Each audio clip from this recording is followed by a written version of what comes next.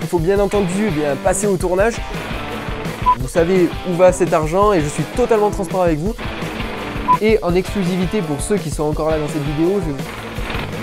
Salut à tous les amis, c'est Léo la Suderie, bienvenue dans cette nouvelle vidéo. Aujourd'hui, comme vous l'avez vu dans le titre, c'est une vidéo un petit peu particulière puisque je vais vous dévoiler toutes les étapes de la conception d'une vidéo sur YouTube. En tout cas, ma manière de faire. Donc voilà, je vais vous montrer toutes ces petites choses. Donc de la conception et de l'idée de départ jusqu'au montage et la programmation sur YouTube. Donc c'est parti, on perd pas plus de temps et on y va. Et avant que j'oublie, n'hésitez pas à mettre un énorme pouce bleu sous cette vidéo, à vous abonner et à activer la cloche, c'est très important. Vous êtes encore trop nombreux à regarder cette chaîne et quelques-unes de mes vidéos sans être même abonné. Et franchement, ça me fait extrêmement plaisir qu'on soit de plus en plus sur cette chaîne. Donc je vous y invite fortement. Et puis c'est parti, on peut commencer par la présentation de mon matériel vidéo.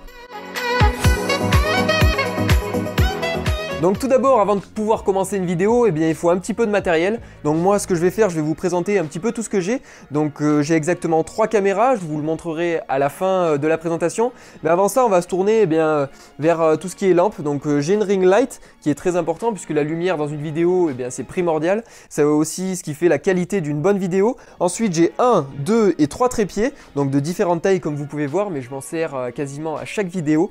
Ensuite, qu'est-ce qu'on a? J'ai un appareil photo réflexe et même un deuxième, donc celui-là il va plus me servir pour mes photos Instagram, pour mes miniatures de vidéos surtout. Et puis je m'en sers des fois comme deuxième angle de vue, donc vous l'avez certainement vu dans quelques-unes de mes vidéos. C'est un Nikon D3500, donc voilà, franchement c'est une entrée de gamme et on est sur un produit qui est relativement assez qualitatif pour un prix qui est assez abordable.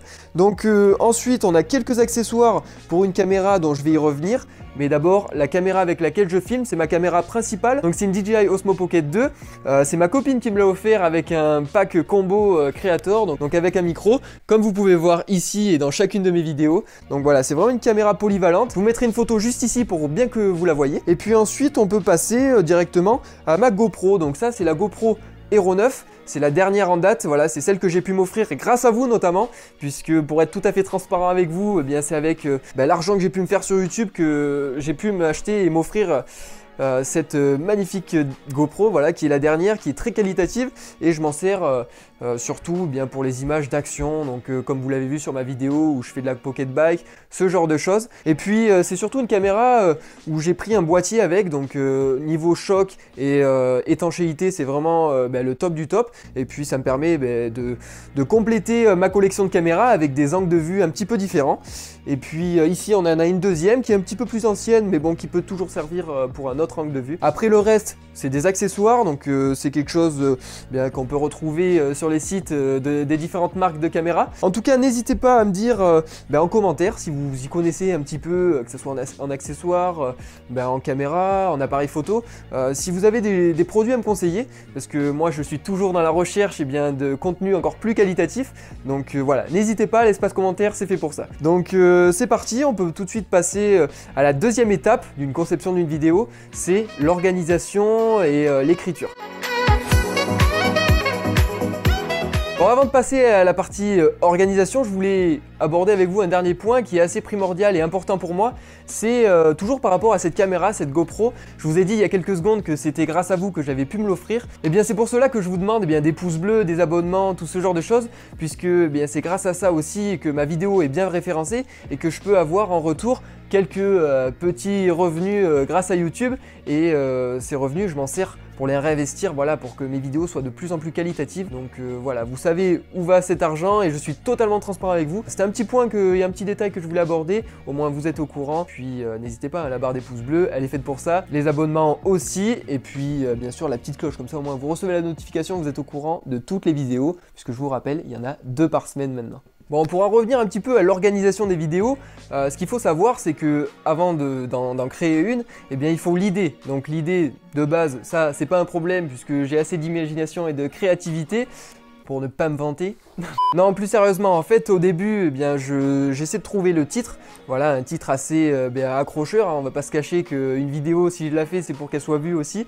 Donc, un titre assez accrocheur, mais aussi derrière, il faut qu'il y ait le contenu qui suit.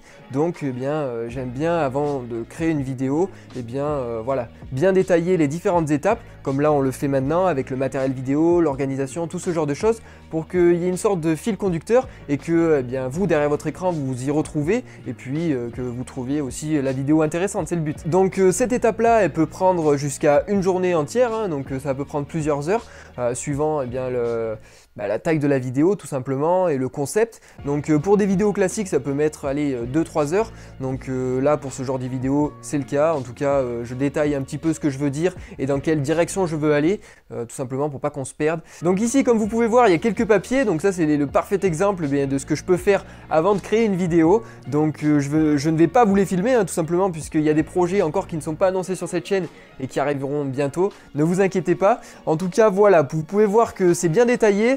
Il y a des choses voilà, assez bien organisées, tout simplement pour vous faire bien la meilleure vidéo possible. Donc ça c'est tout ce que je pouvais vous dire par rapport à l'organisation. Après chacun s'organise comme il veut. Moi je sais que j'aime bien détailler au maximum, comme ça je sais que je peux vous faire du contenu qualitatif et qui est susceptible de vous plaire. Donc voilà, ça c'est la partie organisation qui est une grosse partie quand même du travail, mais vous allez voir par la suite qu'il y a encore plus que ça. Et c'est parti, je vous propose qu'on y aille de suite. Bon, après avoir bien organisé une vidéo, il faut bien entendu passer au tournage. Donc comme vous avez pu le remarquer, en général, ça se passe ici, dans mon garage. Et puis en plus, aujourd'hui, il pleut. Par la force des choses, on est obligé de le faire là. Bien que je préfère les tournages en extérieur, hein, puisque c'est plus sympa pour vous à regarder et pour moi aussi à tourner. Donc là, on va prendre l'exemple d'un tournage classique voilà, dans le garage. Donc en général, quand je fais des vidéos ici, je prends 2 angles de vue. Donc je sors un trépied comme ça et puis des fois, je dévisse ça et puis je peux mettre une caméra dessus. Donc ça m'arrange bien et puis comme ça peut faire 2 angles de vue. C'est déjà plus fluide pour vous et puis ça rajoute de la qualité à la vidéo, je trouve. Donc voilà, c'est en général ce que je fais. Et puis je vais vous détailler un petit peu plus le tournage, comment ça se passe. Donc pour des vidéos de ce format-là, le temps de tournage peut varier. Ça dépend aussi des concepts tout simplement. Puisque comme vous allez voir sur ma chaîne, ça arrive très vite, vous allez voir.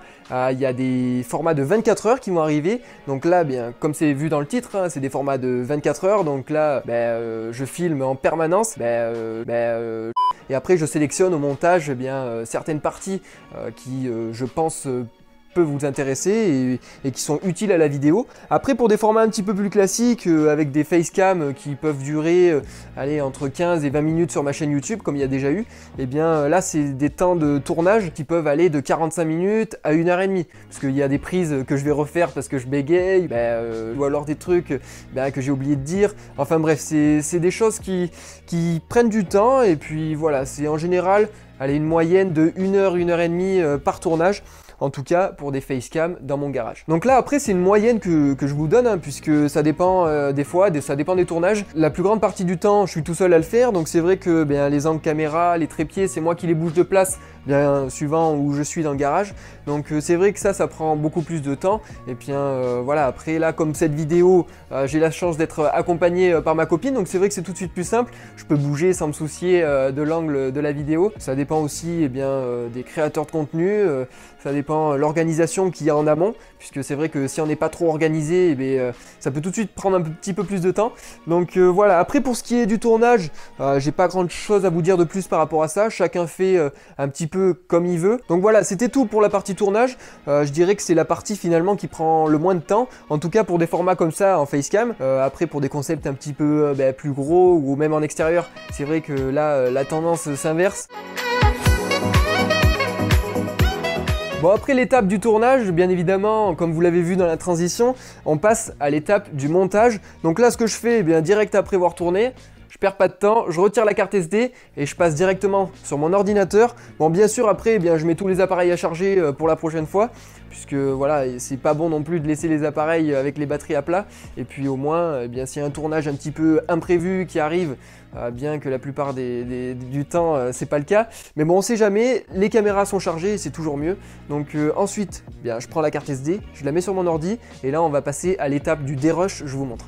Donc pour l'étape du dérush, en fait pour vous expliquer, pour ceux qui ne connaissent pas le mot, en fait c'est au début on a la vidéo brute, donc là elle peut durer comme ici 8 minutes 33. Ces 8 minutes 33 on va pas les laisser entièrement dans la vidéo, on va en sélectionner seulement quelques parties ou alors juste une petite partie pour mettre dans la vidéo finale, dans notre montage. Donc là c'est ce qu'on appelle le dérush, donc on sélectionne les parties qui nous plaisent et qui sont aussi susceptibles de vous plaire. Donc ça c'est la première étape voilà, d'un montage, c'est le dérush, on sélectionne les parties avant d'y ajouter des transitions, des zooms, des petites annotations, tout ce genre de choses voilà, qui va faire que la vidéo va être agréable à regarder. Donc c'est la toute première étape et c'est la plus simple, j'ai envie de dire. Donc moi, tous mes montages, je les fais sur le logiciel iMovie. Donc c'est ce qui est déjà préinstallé sur le Mac et puis j'arrive bien à l'utiliser maintenant, donc ça me convient parfaitement. Après, c'est vrai qu'il y a des logiciels qui sont mieux, il y en a voilà, qui sont un petit peu plus performants. Mais c'est vrai que moi, je me sens à l'aise dessus et puis j'arrive à faire pas mal de choses maintenant.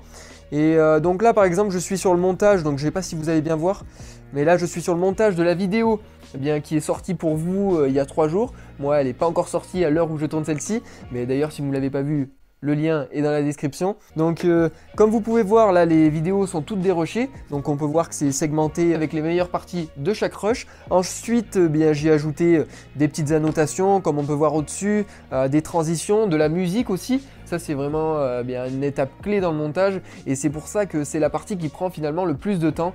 Je dirais qu'un montage ça dure au minimum 5-6 heures par vidéo, ça dépend encore une fois des vidéos, mais pour des vidéos classiques, je parle d'une moyenne de 15 minutes, ça peut bien aller jusqu'à 8 heures même, ça dépend. C'est vrai que le choix de la musique est primordial puisqu'il faut déjà choisir une musique qui est agréable, qui est bien tout simplement, qui nous plaît et surtout qui n'appartient à personne, puisque si elle appartient à quelqu'un, la vidéo est tout de suite démonétisée et je pourrais pas m'offrir ce genre de choses. Donc c'est vrai qu'il faut choisir des musiques qui sont libres de droit, on appelle ça, et ça c'est vraiment important et fondamental si on veut se lancer sur YouTube. Donc il y a ça, il y a aussi tout ce qui va faire que le montage va être agréable à regarder, les zooms, les transitions, et ça voilà, c'est aussi ce qui prend du temps et ce temps-là, il faut vraiment y consacrer dans la vidéo pour qu'elle soit bien agréable à regarder tout simplement. Donc ça c'est une étape, comme je vous disais, qui prend énormément de temps parce que bon, j'aime bien quand les choses sont carrées, bien organisées, et puis avant de la sortir la vidéo, je la regarde bien 2-3 fois, je demande aussi des avis extérieurs pour être sûr qu'elle est bien, et surtout que maintenant on est passé à 2 vidéos par semaine, donc c'est vrai que c'est beaucoup de temps de travail. C'est vrai que bon, quand je fais un montage, ça peut se répartir sur 2, 3, 4 jours, donc il faut de l'avance, il faut tourner en avance, avoir des vidéos en stock à vous sortir, et pour ça c'est beaucoup de travail, que ce soit dans l'organisation, dans le montage, dans le tournage. Mais bon, c'est quand même une passion et quelque chose que j'aime bien vous faire, sinon je le ferai pas, vous vous en doutez. Et bien pour vous faire un petit récap, l'organisation donc prend une journée, le tournage j'essaie de le faire le lendemain, et puis le montage c'est le travail qui va suivre durant les 3-4 jours qui suivent ce tournage tout simplement. Et de plus, il faut sortir la vidéo en avance. Enfin moi j'aime bien en tout cas faire les choses correctement et les programmer en avance sur YouTube. Donc je vais vous montrer un petit peu comment ça se passe. Donc ensuite on passe à la dernière étape, celle qui est finalement l'aboutissement de nombreuses heures de travail.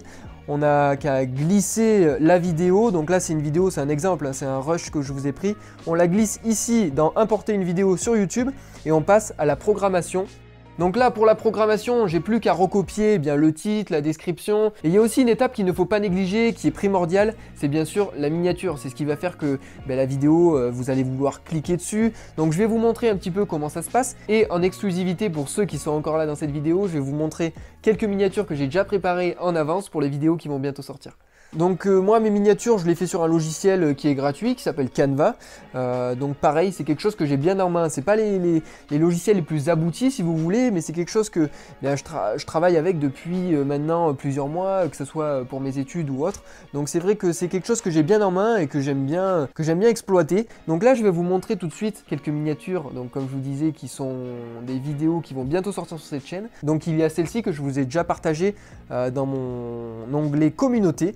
Donc c'est 24 heures dans mon garage. Donc voilà, c'est vraiment important qu'elle soit attractive et que l'utilisateur veuille la voir tout simplement.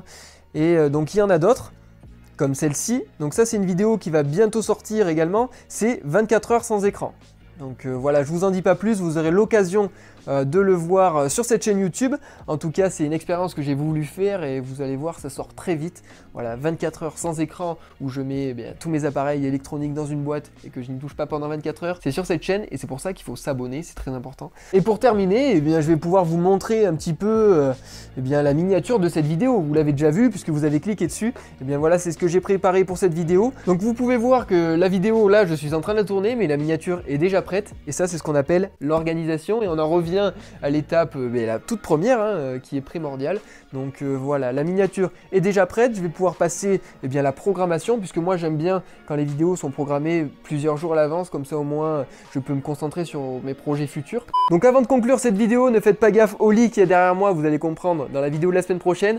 Mais en tout cas, c'était un plaisir de vous faire cette vidéo, comme d'habitude. Voilà, franchement, j'aime bien, vous être transparent avec vous, vous montrer un petit peu ma passion, l'envers du décor, comment je m'organise, ma façon de faire. Voilà, franchement, c'est des choses que j'aime bien partager avec vous et j'aime aussi avoir vos retours. Donc n'hésitez pas à commenter cette vidéo, à la partager à vos amis et à vous abonner, c'est le plus important pour me soutenir. En tout cas, comme je vous l'ai dit, il y aura 2 vidéos par semaine jusqu'au 20 juin. Pour cela, j'attends vos retours pour savoir si c'est bien, si c'est quelque chose qui vous plaît et pour pouvoir continuer justement après ce 20 juin et continuer sur ce rythme-là de vidéos. Mais vous l'aurez compris, ça demande énormément de travail, donc moi il va falloir que je m'y remette. Donc je vous dis à dimanche prochain. Merci de m'avoir regardé, c'était Léo Lasudré.